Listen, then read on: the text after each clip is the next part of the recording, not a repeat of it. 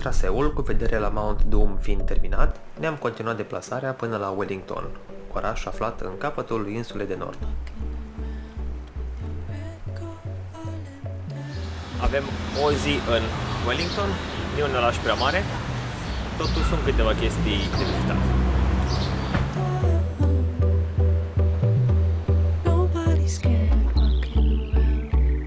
Primul loc în care am mers, de altfel de neratat în Wellington, a fost muzeul Te Papa.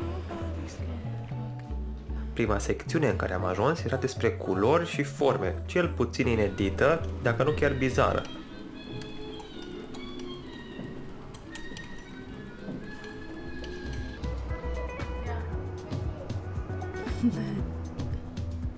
Apoi am ajuns la o zonă cu peste 20 de tablouri, portrete ale unor oameni importanți din istoria țării. Foarte mișto aici era panoul ăsta unde puteai da zoom pe elementele fiecărui tablou care îți erau explicate în detaliu. Un fel de ce a vrut să spună autorul. La final am dat peste o secțiune despre implicarea Noii Zeelande în primul război mondial, mai precis la Gallipoli. Povestea era spusă atât din avion, cât și prin scrisorile celor care au luat parte la momentele alea. Revenind la lucruri mai vesele, am ieșit din muzeu la o plimbare pe faleză, unde am dat peste niște săritori în apă de 13 grade.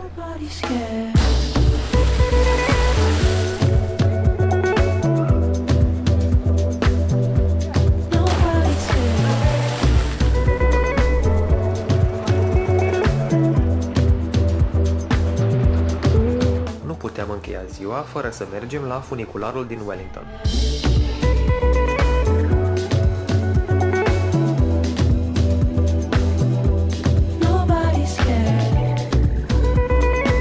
Ajuns sus, ne-am bucurat de priveliștea asupra întregului oraș, dar și a golfului care îl mărginește. Ne-am întors pe jos, lejer, la cazare, știind că a doua zi ne aștepta un drum lung. Urma să luăm un feribot mare, care să ne ducă pe insula de sud. Silvia, nerăbdătoare să ajungi în insula de sud? E prea dimineață. Nu sunt nerăbdătoare să fac nimic decât să dorm. Știu ce ar putea o trezi? Un timelapse.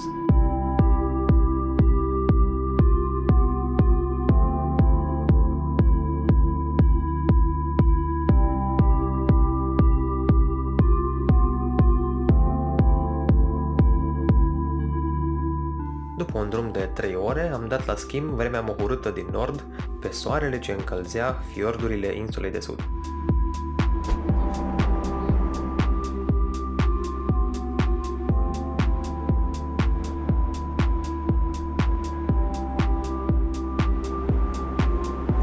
Am ajuns la Picton, un orășel foarte drăguț, prin care se face legătura între insula de nord și cea de sud. Am ales să mergem pe un drum mai lung, plin de serpentine, pe coastă, până la Nelson, unde avem următoarea cazare.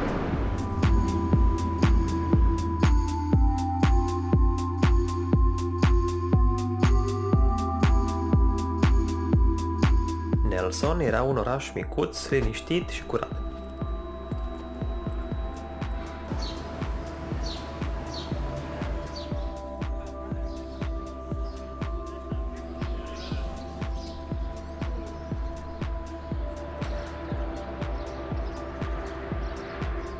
Când zic curat, mă refer că nu am văzut niciun gunoi pe stradă și mai ales niciun pet în râul care străbătea orașul.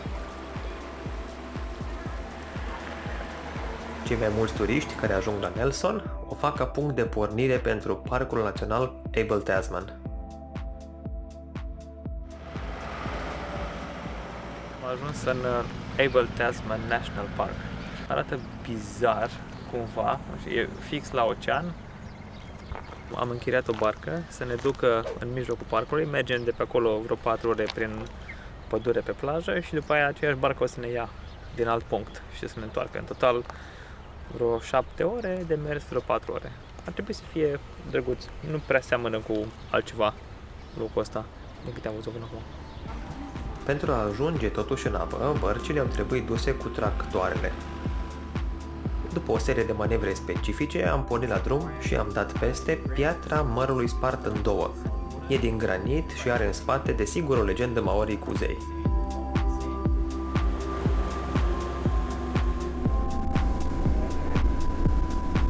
Am ajuns la Torrent Bay. Arată foarte, foarte drăguț. Din cauza că este reflux, a trebuit să ne dăm jos cu picioarele în apă. Apa a fost rece și nu m-am obișnuit cu ea. A fost rece de la început până la sfârșit și apoi nisipul a fost și el rece.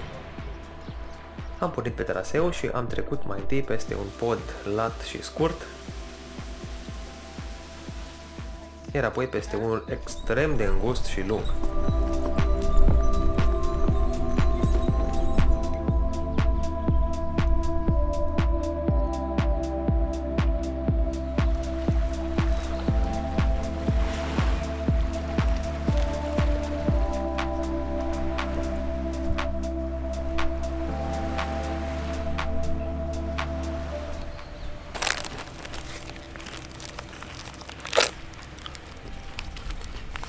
Am ajuns la primul popas.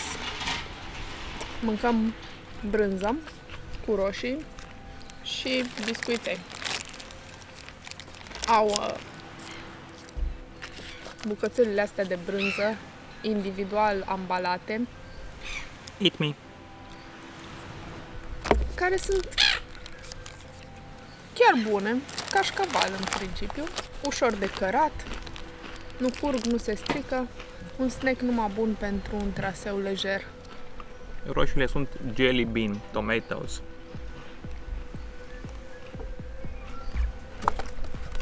Decât mai dulci un pic, nu? Sunt roșii. Mm? Roșii. Vezi asta?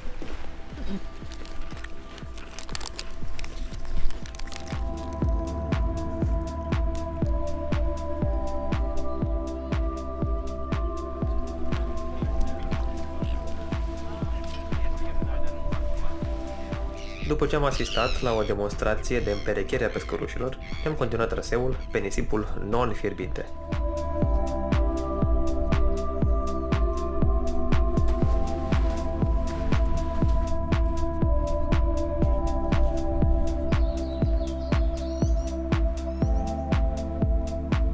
Ok, stop cadru. Asta e fantail, una din păsările reprezentative ale Noii Zeelande.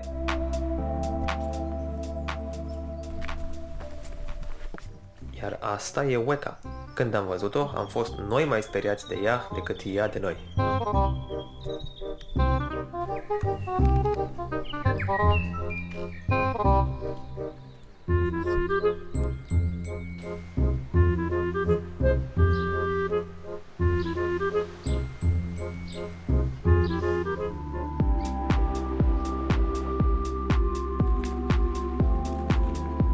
Ei bine, după alte ore bune de mers, am ajuns și la finalul traseului, plaja Onetahuti.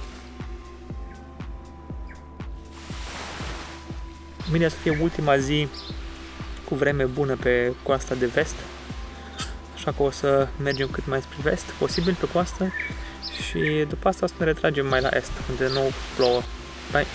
Să nu uit, dacă e o chestie pe care o regret în Abel Tasman, e că nu ne-am dat cu caiacul. Oamenii ăștia păreau să se distreze. În ritmul bărcii care venise să ne ia, căzuserăm pe gânduri la episodul următor din Far From Home. Testăm un ponton, explorăm o fostă așezare minieră, hrănim o oaie uriașă.